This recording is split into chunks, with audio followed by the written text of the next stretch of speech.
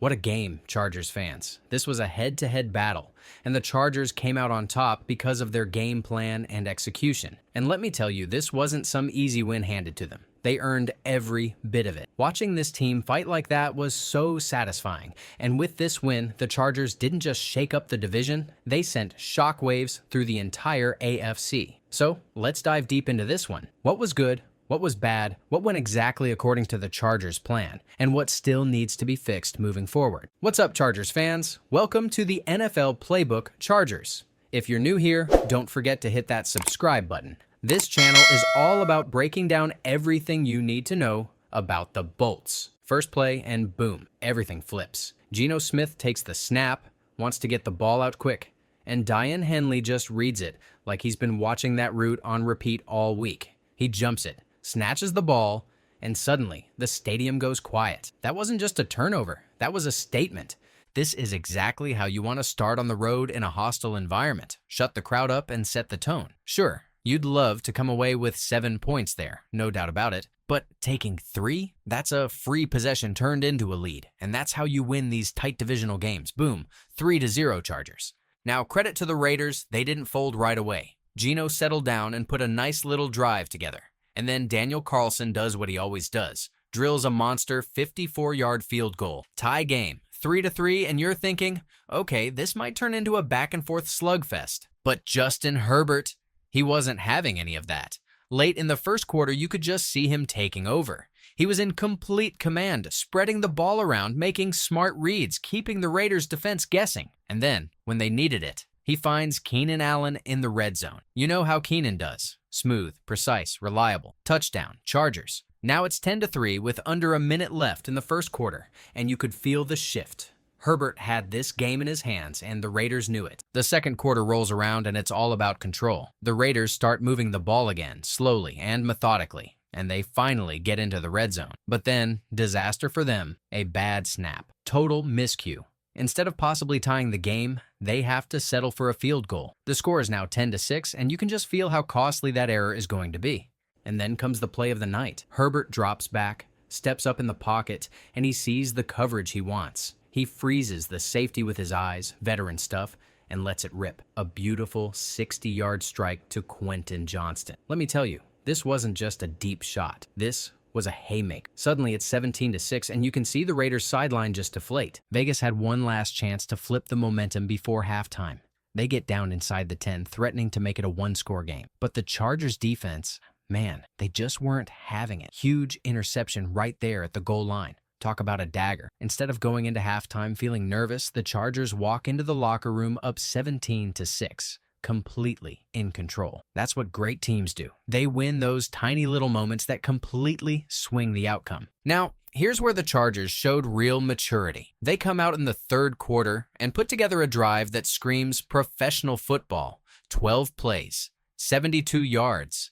Nearly half the quarter burned off the clock. They get down to the 2-yard line but just can't quite punch it in. And yeah, I know some fans were yelling at their TVs wanting to see a touchdown there. But let me tell you, taking the field goal to go up 20-6 was the right call. Points are points. When you've already got a double-digit lead on the road, you don't get greedy. You play smart. And drives like that, they wear a defense down even if you don't come away with 7.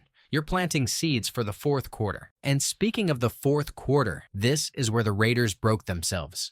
Early in the quarter, they put together one of the longest drives you'll ever see. 19 plays, 62 yards. 19 plays.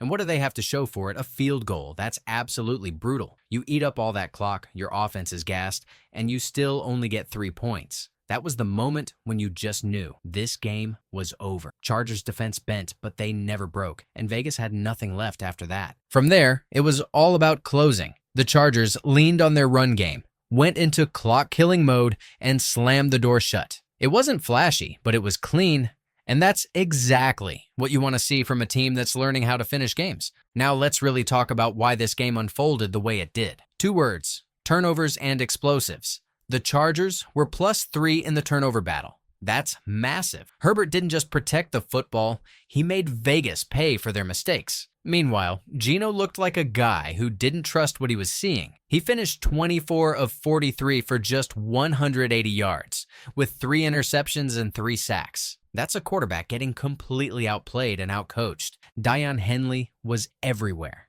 10 total tackles, that opening play interception, and energy that set the tone for the whole defense. And those safeties? They were masters of disguise. They baited Geno into throws that looked open pre-snap, then closed like a trapdoor. That's next-level defensive coaching and execution.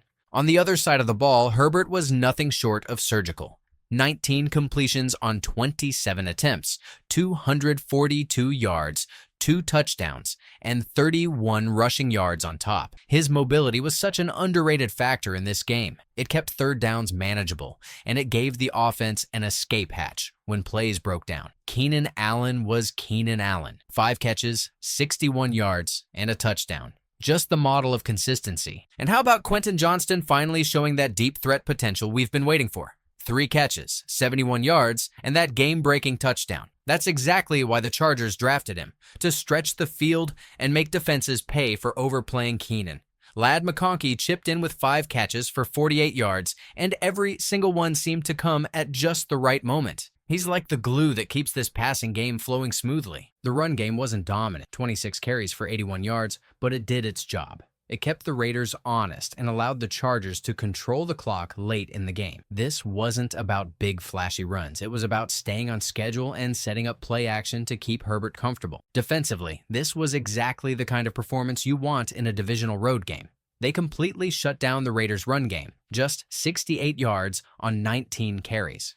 That forced Geno to beat them through the air, and spoiler alert, he couldn't. Even when Khalil Mack went down, the coaching staff didn't panic. They adjusted, dialing up simulated pressures and second-level blitzes to keep Geno uncomfortable. Henley's late-game sack was the perfect exclamation point to a night where the defense owned the Raiders from start to finish. Special teams deserve some love, too. Cameron Dicker was perfect on his kicks. J.K. Scott was booming punts that flipped field position, and the return team quietly gave the Chargers a hidden edge. Their average starting field position was 7 yards better than Vegas. That doesn't make headlines, but in a close, grinded-out game, that kind of hidden yardage is huge.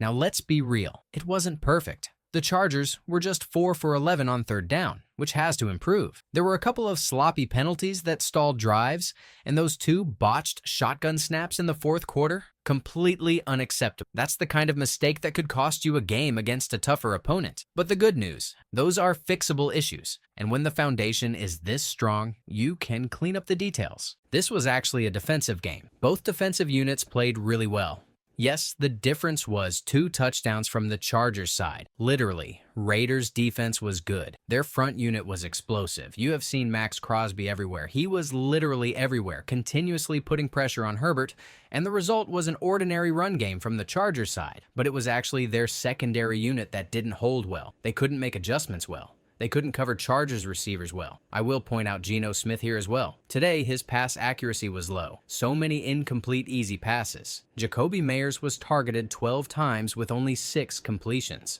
Brock Bowers was targeted 8 times with only 5 completions. Maybe it was due to such high interceptions. After 2022, he had first game with above 3 intercepts. Chargers offensive was really good. They held strong, gave Justin Herbert plenty of time to make a play, and the wide receivers were quite good at creating good separation. Although the Chargers won, they suffered a big loss. Khalil Mack injured his left elbow and went out for the game. Now, I am eagerly waiting for his detailed injury report. The way he was holding his arm doesn't look good at all. After this win, Chargers are now leading AFC West with 2-0. Now, they will be more confident against the Broncos, so I am already seeing them as a division champion.